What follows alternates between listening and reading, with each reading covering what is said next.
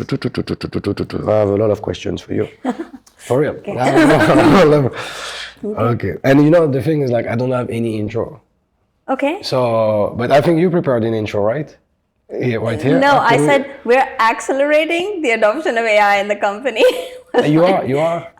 Everyone is. Who Okay. isn't? I don't know. Because every Okay. business must. Okay. Must. Yeah? Yeah. Okay, so just before we talk to AI, Yeah. can you introduce yourself quickly? Sure. As I have a the way really you long want. title, Go but ahead. I'll do it. Yeah, Yes. yeah, sure. Yes. Yeah. Shoot. Okay, so I am AKANKSHA Goel. I'm the founder and CEO of Socialize, which was the Middle East's first social media agency, and that was a catalyst for our growth. In 2018, we joined forces with We Are Social. I'm now the regional lead for Middle East and India for We Are Social. And together with We Are Social, we're part of a larger holding company called Plus Company, where I am a VP, and I hope to be progressing the AI agenda within the holding company. And some people probably will recognize you because you were in my film, Follow Me, and we filmed the interview 9 years ago for the film, Yes. and you're still looking good. So Thank you. congratulations. Okay, Thank you. One of the things, but like, so now let's move forward. You are into AI, but you're still into marketing and like still social media influencer things, or like. Yes, and all of those things are connected, Oh. right? So AI is a little bit like the internet, so we're all impacted by it. We all must be thinking about it. Yeah. I still run a social media agency. We're a socially led creative agency. Marketing still runs through my veins. Brands are still something I'm passionate about, and Okay. helping brands harness the power of emerging technologies. And also, increasingly now, I find myself leaning towards wanting to help people harness the power of emerging technologies too. Though talking about AI, I have to say that's seeming to be harder because of all of the anxiety and fear surrounding these new technologies. And so I have a question about AI actually I prepared. So let's jump into it. Sure. It's like, do AI will replace, no, you know what I mean? Those like those influencers, those online influencers, will AI replace them at some point? Will AI replace influencers? Okay, very specific question. I think that my optimistic view Okay. of But this, realistic, optimistic. optimistic because we're not there yet. So we need to cross that, cross that chasm, of innovation, which is, I think that because of the tsunami of soulless synthetic content that is going to flood our algorithms, I hope that there will be more of a human premium that is put on content that is done from an authentic place. So will AI replace influencers? I don't think so, because we're influenced by people that we want to be like. We're influenced by people that show us a world that we hadn't fathomed. We're influenced by people who have ideas that we hadn't considered. And a lot of AI is pattern matching and showing us what we already know. So how then will we be inspired by something that we didn't know existed? And we still need human beings to do that for us, because true creativity comes from human suffering, and that's not something that, AI can do. AI can do a lot of things and it's a great hack, but replacing human beings is not one of those things. So how are you using AI in your business? Oh, in so many ways, Yeah. in so many ways. I think there are two ends to the AI spectrum and how businesses can use it. You can use it for creativity, you can use it for efficiency. Our business, like many businesses, is leaning towards the efficiency side. Okay. That means we're able to use AI to add value in the middle of the funnel. So for example, now our teams can spend less time collecting data, more time unlocking insights. Or they're spending less time putting together presentations, more time coming up with ideas. Or they're spending less time collecting images and putting that together, and more time thinking about how can we tell the story in a more powerful way. Okay. So I think AI is great because it helps the efficiency and helps us do some of the things that take a lot of time and is dread work, like Excel helped with numbers. Okay. So AI helps with that. The other side of the spectrum is creativity, which is AI helping us to bring more wonder and fun into the world. I don't think we're doing enough of it. And I think we kind of rely on our creatives to be able to do that. And I think our creatives perhaps aren't having as much fun with it as I'd like them to. So On the business spectrum, we're using it for efficiency, but we're also using it because AI is not just for efficiency at the boardroom, or if you look at for brands, AI can also help with decision making. Like how? For example, you've got ChatGPT. Yeah. ChatGPT predicts the next word, right? So that's how large language models are. They predict the next word. Then you've got Midjourney, which in some ways is sort of predicting the next pixel. Whereas we've built something within our company which is called AIOS, the AI operating system, AOS, which predicts where you should put that next media placement or the next piece of content to increase your return on marketing investment. Wow. So it's decision making around the same pattern matching, trend analysis. It's decision making, but on more high value stuff. So not the next pixel or the next word, but the next distribution strategy for that media plan so that you can get a higher return. So as a business, we're also able to leverage AI by creating products that are able to bring more value to brands.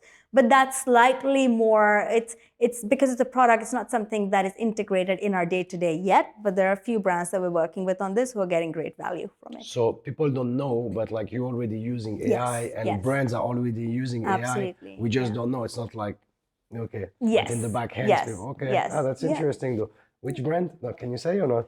I have not PR reviewed this with my team, so probably shouldn't talk about the brands that are using it. But we did have a session on AOS end of last year where we talked about this in the Middle East, and we had Landmark Group and Baby Shop that were part of the panel, so I can talk about that because that was public. Because all marketeers are struggling with analyzing marketing effectiveness. Right? You've got so many different platforms, so many different agencies, everyone's spending money, and no one can answer the one question for the marketeer that where is my $100 better spent? If you ask agency A, it'll say it's better spent on platform A. If you ask agency B, it's better placed in B. But can we give this one view, this central command center for brands where regardless of which agency they're working with or what platform, they know where the $100 is better spent. So we have a lot of marketeers who talk about that being a challenge, and there are a few trailblazers, like there are always trailblazers who are starting to use this technology faster than anyone else. So you are one of them. I would like to think I'm one of them, and frankly, I think all business executives need to be trailblazing when it comes to AI because the shift is so fast. So you moving into AI, we met back in the days because of the social media influencer phenomenon. That is not just a phenomenon now. It's like, so what's going on now? What's happening in 10 years later? What is going on with the social media influencer world? So what I have to say, we met when we did this, documentary on social media content creators and influencers. But gosh, Asri, you then had the documentary on Netflix, and my Instagram blew up with people from all around the world telling me, "Hey, we saw you on Netflix. You were great." I was like, "What? That wasn't me. That wasn't me." So that was really, it was cool to do that content together. It was great to see the reception. So what has happened 10 years later is 10 years back, I would have wondered whether the creator economy was overblown, right? There was too much. No. Now, 10 years later, that shift from an institution to individual has continued. So people trust individuals more than trust institutions. And now with AI, creativity is democratized. People have access to tools that allow anyone to have a voice, right? So even language barriers and such go away. So even more, that shift from institution to individual has accelerated. And I think businesses like ours now need to really rethink what our creator strategy looks like, because our creator strategy is not just about identifying a few influencers and working with them. The incumbent agencies, incumbent businesses will stop existing. So how do we start to operate more as collectives? How do we tap into these small groups of people and creators, not only influencers, but creators of all kinds, to be able to offer brands the value, which doesn't just come from the people that we've hired within our offices. So we have to rethink our business models, but don't ask me too many questions about that because I don't have the answers yet. I just know we need to rethink how we operate. Because like now, there is something called micro influencer, you have nano influencer. What are those like, and mega influencer? What is this? Where do brands still invest in social media influencer? Like, do you still work with them? Yes, we've got mega, micro, nano influencers that are all trying to rate or rank or categorize influencers based on their followers. What about freelancers? What about people shooting this content? What about people who are doing the edits? What about people creating AR filters? What about people creating interesting AI tooling? They are creators too. They're influencers too. In fact, I'm going to paint you a picture of someone that I consider is a creator. A 17-year-old boy in Dubai. Oh gosh, I'm so bad with names when It's okay. So We'll find it. we'll find Don't worry. a name. I came across on this website, acquire.com, which is basically a platform that puts up businesses that are looking for sale. And I came across a business that seemed like it was from sale from Dubai. So I explored that further. And it was basically an AI tool called Copilot. And this was about a year ago. So this was a tool that allowed you to do content writing for different platforms with the click of a button. Okay. When I got on the call to find out more about the tool, there was a young boy on the call. And then there was someone else who had their camera off. And I kept wondering, the manager, whether that was his mother because he was so young. And then I said, you must be so proud of him. And the person said, yes. I was like, definitely mother, definitely mother. But we ended up then acquiring that company and that technology. I think he's a creator too. He's 17 in Dubai, in his bedroom, created this tool that allows, agencies or creators to create content so many ways. So I think we also have to rethink who a creator is. And today, because of tools like AI, founding of a business is democratized. Anyone can create it. So as businesses, we must work with all of these creators to actually scale businesses, not just scale human. TikTok at that time didn't exist. TikTok at that time didn't exist. Yeah, I mean, it was 9 years ago. So it was, yes. Yes. But now it's a big deal. Yeah. So what's going on with TikTok? What's your take on TikTok? So I think what TikTok did, it really took off during COVID. What TikTok did, which was so exciting but so daunting for agencies and brands, is that it was an entirely new aesthetic. The TikTokification of advertising that didn't look like anything that we were doing. So the stuff that people were following and sharing looked so different. So actually what we did during COVID, and gosh, I miss those times when we had more time on our hands, the upside of being the social agency for Dubai Expo and then Dubai Expo being canceled. The upside was not canceled.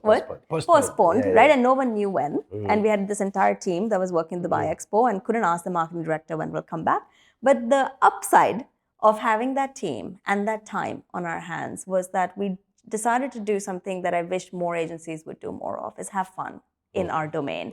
So I went to our creative director and I said, have you looked at this TikTok thing? Like, I think it's going to be big. And he's like, AK, I'm a 30-year-old man, 40-year-old man. Please don't ask me to get on TikTok. I was like, Amar, I think this is going to be the future. Let's have some fun with it.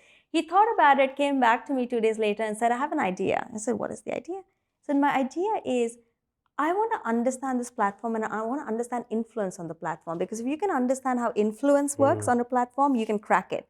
He said, there's this girl who works on our team called Thaleen. She was in the content team. He's like, what if I take on a challenge to make her an influencer? And I said to him, I was like, do it, but make sure you live to tell the story. Let's then go to campaign and write a story about how you made this person an influencer. If you fail, we won't tell anyone, but please win. And he did. Over the next few months, he went on to study the trends, direct Thaleen, her name is Thaleen Rashid, who then went on to become a trainer for content with the Dubai Media Institute, with the government, so she's and now she's like, she's a top end, content creator or influencer on TikTok.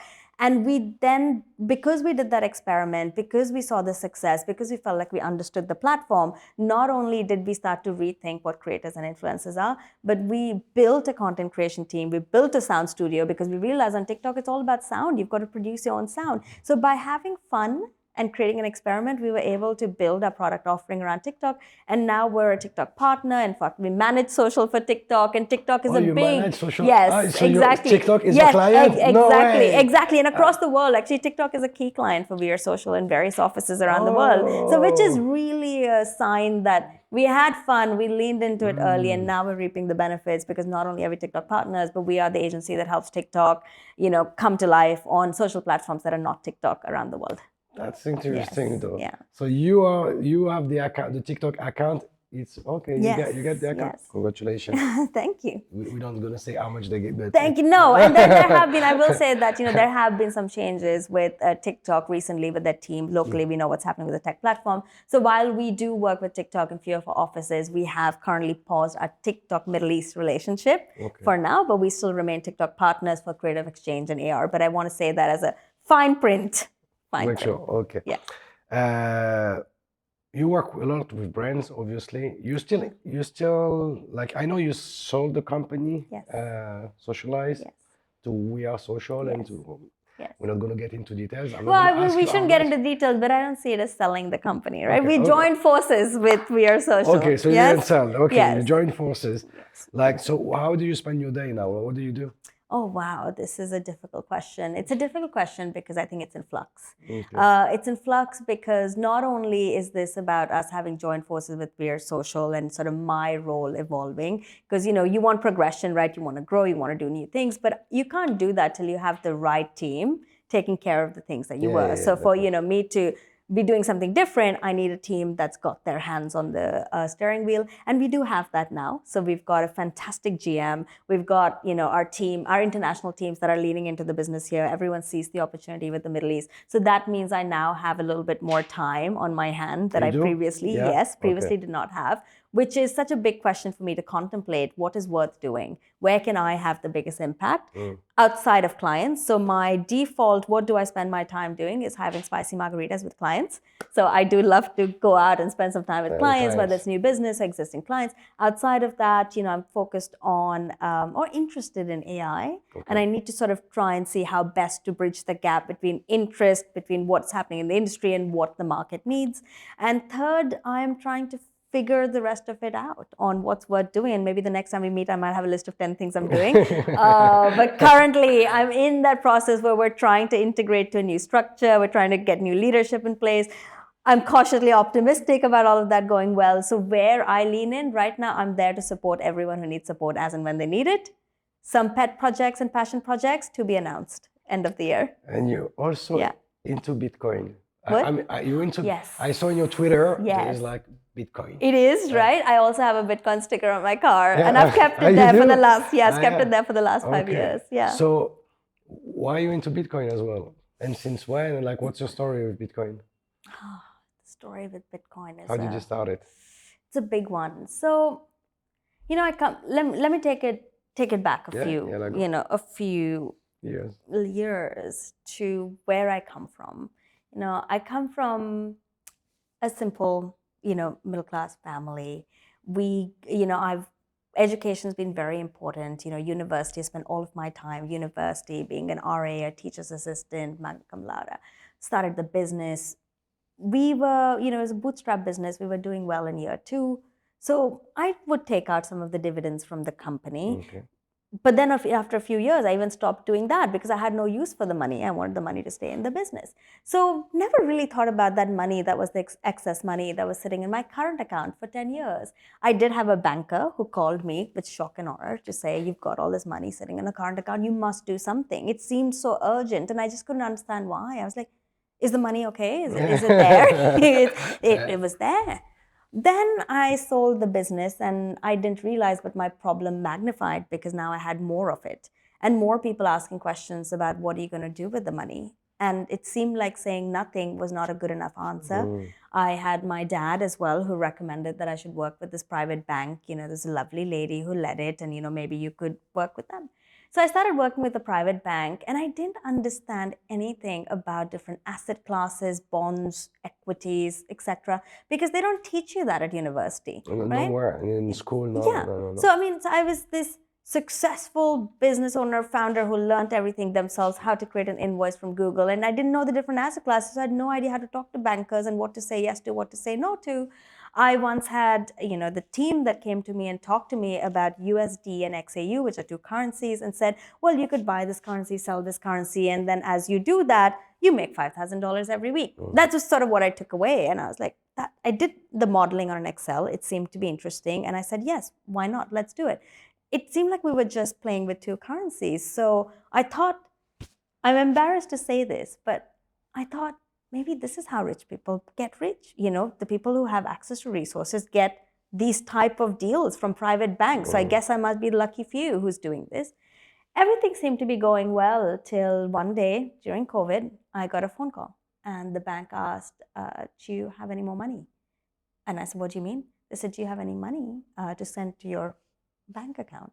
And I said, why? What do you mean? And I immediately on the phone call logged into my bank account. And this was my life's earnings, right? This is what I had made with the business, what I had sold the business for, everything kept in an account that I wanted to be a nest egg. Yeah. And when I opened up the online app, it looked like this.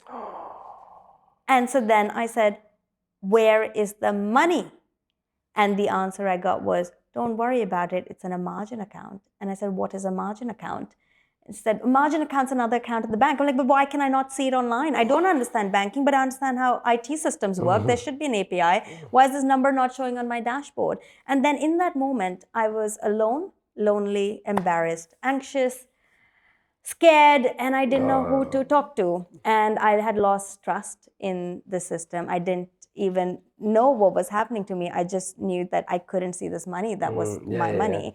I spoke to an uncle. Everyone has an uncle who at one point worked in banking, right? So I called up an uncle and said, can you tell me what the situation is? And he said to me, have you told your parents or your husband? And I said, no. He said, why don't you pick one, tell them, and then give me a call? And I said, why? He said, because beta, you need a hug. In that moment, I said, no. He said, you need to accept it is gone, then we can work on getting it back. I felt so let down in that moment. I felt so alone in that moment. And I just did not want that to happen to me again. And who are you going to go cry to? Boo-hoo, you lost. But so that moment started my education on the financial system, on how money works. And I went way back, the spirit of a researcher and experimenter went back to Bretton Woods and how money. Start digging. Yep. No, I feel you.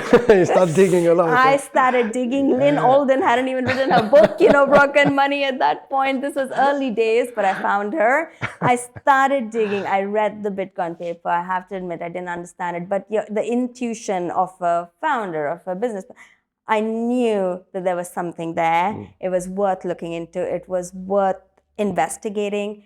And I called up the bank months later and I said, please transfer this money out. And they said, why? I said, because I'm going to put it in Bitcoin. And they said, that's a really bad idea, Akanksha. We have to advise you against it. I said, thank you for your concern. Can you please transfer this money out? I felt like such a baller and so scared while doing it because everyone said don't. And I was like, my gut tells me this is right. So I put the money into Bitcoin. That's how I got into Bitcoin. But the real investigation for me was the interesting use of the technology within subcultures and NFTs and art and creators. And I sort of went into that a little bit deeper. However, the one word of caution I would say, and I'm probably going really long on this, so to wrap it up, I went on that Bitcoin journey. I'm going to say this because we won't mention when I bought it, but I bought 30 Bitcoin. I then spent a lot of time on Twitter, trying to understand the ecosystem and saw many tweets about how don't leave it with the bank. Not your keys, not your Bitcoin, right? All of that. You got to keep your keys safe, etc. When you create a MetaMask account, 4 years back, when you created a MetaMask account, what it said, the first sentence it says after you create an account, please keep your keys safe. Do not give it to anyone. Store it in an online password protector. So I did that. I went and stored it in an online password protector. I went and got the key, Trezor. The Ledger. Ledger. I got Ledger because I was like, I want to do this right, right? I don't want to be hoodwinked by the financial system. I want to do this right. So I left 15 Bitcoin in a Swiss bank account. 15 I took out, I put it onto a Ledger, kept it safe, and I was like, this is safe. A year later, I was talking to someone about it. I decided to show them how the ledger works, connected the ledger to my computer. It was beautiful how it all came up really quickly. And as I was looking at that person, I looked at my screen, the 15 went from 15 point something to 0. And my heart sank. And I was like, what just happened? there started from that moment, and this was about 2.5 years back, 2 years back. From that moment started my second education in Bitcoin. Because yes, while Bitcoin, the technology is a fantastic, technology, while it is something that we should consider as we start to rethink our financial system and how it works, we can't get nihilistic about it. There is a reason why institution exists. There's a reason why the police system exists, because when I had 15 Bitcoin taken from me, I had no recourse. I tracked the Bitcoin skipping from one address to another address to another address. Could I go to the police? No. So you lost 15 bitcoins? I lost 15 Bitcoin. Like what, 2 years ago? Let's not talk about that. To learn a very expensive lesson, which is banks exist for a reason. Our system exists for a reason. When you go outside of the system, be prepared, because no one can protect you. My lawyers couldn't protect me. No, the that's bank true. Yeah. couldn't do anything, obviously, because of Reza. And then I thought about, how did this happen? I did everything right. I did everything right. I read everything. I read the documents. And then I realized, wasn't LastPass hacked? Oh, shit. The online password protector that I saved my keys on was on LastPass. Didn't they get hacked? Yes, they did. What did the press release about the hack say? The press release said, we were hacked, but don't you worry. No important information was taken, right? Change your passwords and everything will be okay. But what about the damn keys that I saved in the notepad? Because that's where you were meant to do it. So I've had some expensive lessons, and that's been my journey with Bitcoin, but it's taught me things, it's taken from things, and I keep learning. You still have 15 somewhere, right? Still have 15. Okay. Still have 15. Okay. Alhamdulillah, it's Still not 15. all gone. Yeah. So you're kind of a geek because you're into crypto, you're into AI. Like, Yes. what those topics are so interesting for you?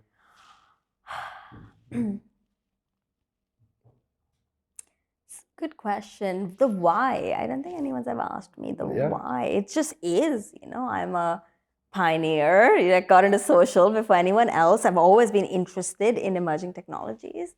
Why? I guess what's coming to me is I've always been a fighter for individual freedom or like individual potential, like coming from nothing, wanting to be something. I remember when Facebook first came out, when I first started creating Facebook pages, when I first realized you could advertise, I just found that intoxicating. I was like, wow, look at the potential. And I wanted to help others. So Socialize started as a training company. It didn't start as an agency because I was like, I don't want to help people do their social media posts. I want to teach you how to do it because guys, look at the potential of these platforms. Let's harness its potential. So I think I've always been interested because of the possibilities that these technologies provide to me as an individual and to others. I've always been more interested in teaching and training people to DYOR and, start doing it themselves. I've been less inclined to, work with people who want it all fed to them, like create a training program to sit down with me and show me how to do it. I'm like, learn on your own, get your hands dirty.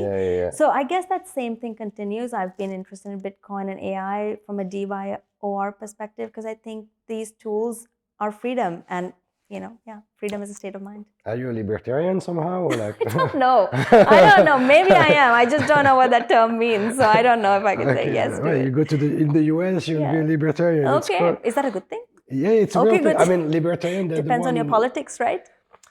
It's sort of politics, but like libertarian, basically, like they are the one who promoted in Bitcoin more than anyone else. They're the one that adopted Bitcoin like back in the days because they didn't want to use the US dollar. They were looking for another currency, so they started using Bitcoin when it was like 20 cents back. So you sound like a libertarian. Are you a libertarian, Asri? Some people think I am. I am not. Like I am who I am. I am Asri, and that's enough. Then that's such a great answer. Let's not label the other way too.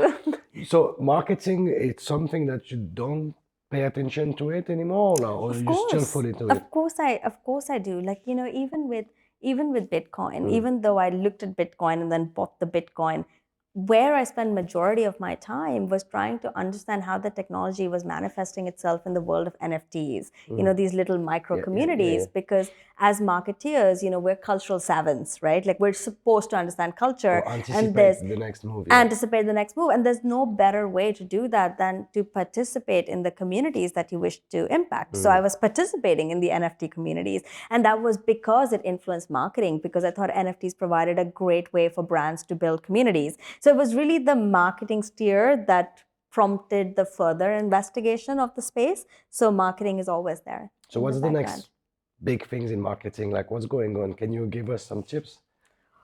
Wow, what is the next big thing in marketing? Personal opinion. It doesn't have to be right, or you know what I mean? It's personal opinion.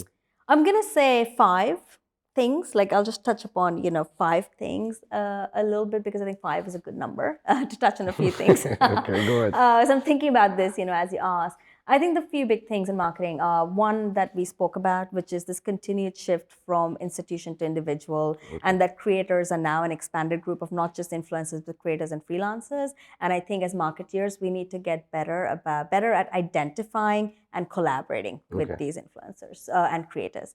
The second is in terms of domains that I think are really interesting and behaviors that we need to look at. Gaming. Right. So if you look at, so I'll tell you something about the Middle East, which I find fascinating. If on data.ai, you look at this grid of time people spent versus number of people on a platform. So it's no surprise that right on top is YouTube, right? Time spent versus number of people.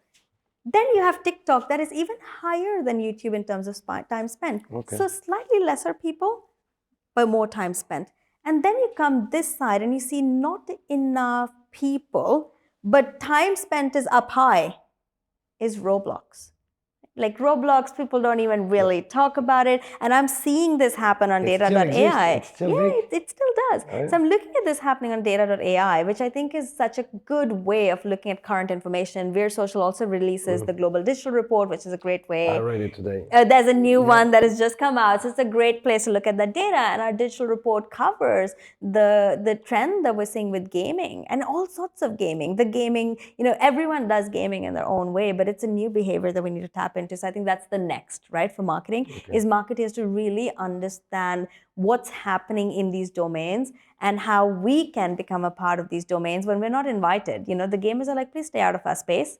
So how can we respectfully... But we want to come in. Yeah, we want to come in. So how do we respectfully engage in that space is the second thing. I think the third area from a domain perspective that is interesting is sports marketing, because in a world where people are looking for more real connection after we've just come back from this period of artificial connections and online connections, people want more real connections. So sports, real event, live experiences. I think brands need to create that wonder and joy, again. So that's a third area that I think is evolving. Of course, the next for marketing is also AI. And I'm going to say roughly it's the spectrum of AI for creativity and AI for efficiency, or rather AI for efficiency and decision making as well. So marketers and businesses need to adopt different, levers or harness the power of those levers. So that would be the fourth area. And then the last trend is, I think every impression is becoming shoppable. So we are going from a time where it was all about attention, social media. The economy of attention. Yes, the economy of attention, to the economy of attention and transactions. So it's not just about attentions, but attention and transactions. And I think every impression is becoming shoppable. Wait. Develop this. What is attention and transaction? What is this? So, in what the social media that we know is all about the platforms and the brands vying for attention, so how do you capture someone's attention so that when they're scrolling, their thumb stops and they look at something? But I think the next frontier is, how do you make the consumer not just stop and pay attention, but to make a transaction, whether that's to buy or it's to send a coffee to a creator that you like, or it's to subscribe to someone that you want to follow on Substack. That's a transaction in some way, right? Or joining on Twitter, for example. Now you can pay a small fee and subscribe to someone's private community. Perhaps you have one, already. I don't, but I'm going you to should. do it. You should, right? So you can follow someone's private update. Those are all transactions. And now, if you look at the nexus of AI, blockchain, this trend, everything is coming together, because it's actually the blockchain that allows for some of these transactions to happen at speed. At speed. So I think all of that is coming together, where social is going to change. And this is probably more of a macro or meta thought, pun intended, is that perhaps it's not just about attention, it is about attention and transactions. And we as brands, we as agencies need to make our brands' impressions shoppable. Whether that shopping is to actually buy a product, or that shopping is to shop and join a community, or it is a shopping to, give a gift, either way. Yeah. I think there's a whole new world unlocking there, and it's already done so in China. Like, China has been at the forefront of live With shopping and WeChat and everything, yes, like, and live straight away. commerce, Yeah. exactly. And more of that social commerce is now coming to the Middle East and to other parts of the world. So I think that's a really interesting space. In the Middle East, like I've seen, I looked at the report today. Yes. It was the February 2025. Yes, right? the new Weird report, Social Global the Digital digital. Report. So I went and Yes. have a look, Yes. made some screenshots just to find out. Okay. UAE and Saudi Arabia are like top in social media user, like Yes. worldwide, and Yes. because the report Yes. is Yes. like Yes. worldwide. So Yes. what's going on here? So, I think what's happening with the UAE and Saudi Arabia, and for GCC in general, right? So the GCC countries, of the top 5 countries in the world with high social media penetration, you tend to see like 3, 4 of them are GCC countries. And it's because it's a really young audience, I think. With Africa as well, like, Africa is a really young audience. And as young audiences, they are leapfrogging, right, mobile and going straight. They're leapfrogging, in fact, the laptop and going straight to mobile. So they're on social channels. But in Africa, perhaps because of the differences in demographics, psychographics, economics of people, not everyone has access to the internet, in the same way. Yeah. So that's why in the GCC, where you've got high GDP per capita, you've got stable internet connections, it's no surprise that in some cases, more than 100% of the population is on social, because people have 2 smartphones, or people have 2 accounts. Like in Saudi, in some cases, people have 2 accounts, in the UAE as well, or you have people who are coming in and out of the country. So the data sometimes looks confusing to people on the outside, and they say maybe this data is wrong. I'm like, no, this is a transient place. People have 2 phones with 2 realities, and this is true. Everyone's on social. So actually, there's no better place in the world than the GCC to be the founder or the CEO of a social media agency, because there's nowhere else in the world where you can reach absolutely everybody, every single person through social media. And like, so that's why like brands invest massively in here, like, what's going on with the brands here in the social media? Yes, brands do invest massively, but I think the real story is not brands. The real story is the public sector. I've been more interested in the public sector of late, because what has happened with COVID and with the war in Palestine is, we've suffered boycotts. I mean, brands have suffered boycotts, right? There's been this desire to support local brands, and that's creating this change in investments as well. One would say that, if you are, I won't name a brand. If you are a brand, you're getting, if you're, I was going to say now, like, how would this be received? Not well. So, You don't have to. If you are a brand and you're getting boycotted, one school of thought would say this is when you double down on investment. You have more to say, and you say it louder than anyone else. But a lot of brands are pulling away, right? Fear and anxiety. We come back to the topic, fear and anxiety. So I think a lot of brands are pulling away. So I'm choosing to focus on the other story, which is the public sector, because just look at what's happening with UAE, Saudi, our governments, the ambition of the governments here. And you're seeing that ambition realized also in an understanding of where people are spending time and investments. So a lot of our largest clients now are government entities. They are investing more. They're growing their investments. They're really connected with the zeitgeist. They've got their finger on the pulse of the nation. So, for example, we work with Abu Dhabi Technology and Research Council, which is like having a front row seat at innovation in the UAE, because this is 12 research centers, in Abu Dhabi, the mothership, right? And they are developing things like the Falcon LLM, which is meant to compete with OpenAI. They're developing, water taxis, flying cars, robotics, AI racing with A2RL. I mean, the ambition is intoxicating. Having a front row seat at that is a privilege. But then at the same time, working with a team of marketeers that are investing where they should and growing their investment is an absolute pleasure. And is it happening for real? Like, yes. Are they like making it happen? Yes. Okay. Yes. So soon you're gonna have what? You're gonna have like some taxi drones? We already have AI racing, water taxis not too far away. I don't know if I can talk about that. A lot of innovation happening with applied materials and robotics. I don't know when the flying cars will be here, but I wouldn't. Are they working on it? They are. Oh, I don't know when it'll be here, but you know what? I feel great saying this, Ashley. I think the UAE, we're one of the first countries to do it. I mean, the ambition of the nation is fantastic. I mean, what's happening in the region. So I'm pretty happy to be here and to see that play out. And I think focusing less on the brands are important, more homegrown brands and more public sector. You see yourself like in the next 10, 20 years? Dubai is your home? Yes. Yeah? Right before COVID, I was very lucky to get on a phone call with someone in the business who, our chairwoman, who asked me the question of, AK, where in the world would you like to be? Tell us. That's a compliment because it means you're trying to retain someone. I couldn't imagine the answer that I gave. I was like, anywhere in the world? And I said, Singapore. I said Singapore because I used to live in Singapore. I guess part of me wanted to go back. And here I am after COVID, because then COVID happened and COVID showed me something very different. COVID showed me a side of many countries and many governments and, right? You want to go there? We go there. No, we don't have to go there. Okay, can go digger.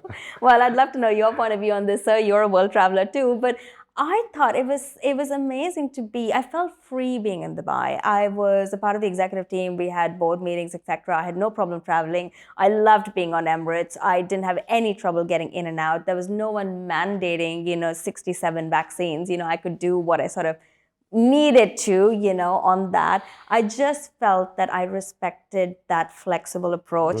I loved being in a country that seemed to be open for business. I loved being in a country where my relatives didn't need to spend 2 weeks in a windowless hotel room to get in, all of which I did. So after COVID, I have a newfound love for Dubai, and I'm here. This is home.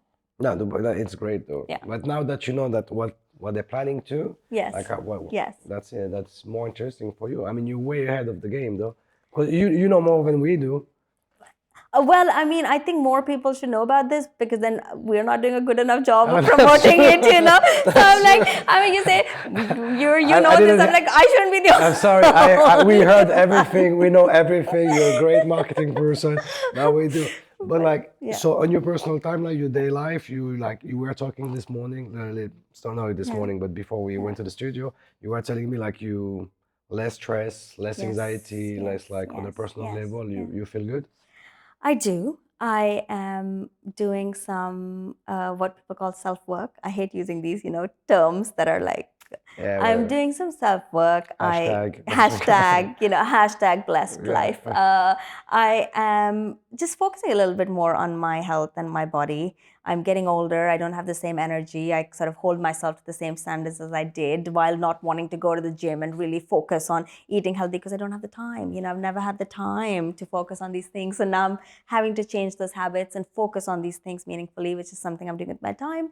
I also spend a lot of time, on evenings and weekends, testing AI tools and looking at AI tools. You're a geek. No, and the reason, and you're like, why are you mentioning this? I'm actually mentioning this for anyone, right, who's watching this podcast, because I can't say this to my team, and I wish I could. I just want to say, what the smartest people in the world spend their time doing on evenings and on weekends is what the rest of the world's going to be doing in 5 years or 10 years.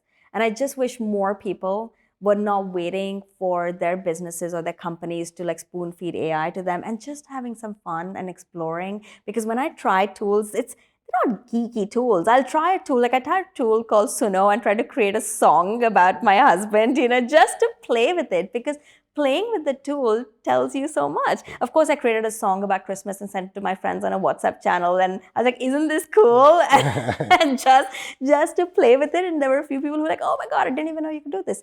If we don't play with some of this stuff, if we don't subscribe to the newsletters, how will you know what's happening in the space? And then everything will move ahead so quickly, and you'll be like, oh no, I've been left far behind. But actually, you're not. Just try and keep up, stay curious. Did you clone your voice?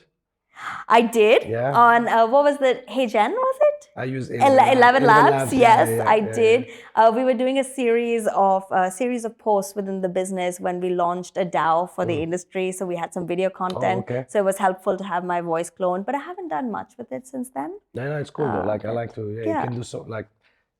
I like AI. I'm not gonna lie. I think it allows you to do so much, and your creativity expands so much because you have and it's cheap. If you think about it, if you need it, I wanted to mix a podcast, okay? Yeah. Mix normally it's super expensive to go to a studio to pay, and I could do. I did it $20, and I was able to mix a podcast, fully mixed, mixing a podcast, and I was like, $20. I used to spend thousands of dirhams to make something. So AI, like, you can do so much with nothing, Yes. though. So Yes. I agree. Like, but why do you think people are not that curious? The same way of Bitcoin, the same certain things, people they're not that curious or they don't care about it. Why do you think they don't care? They don't even try.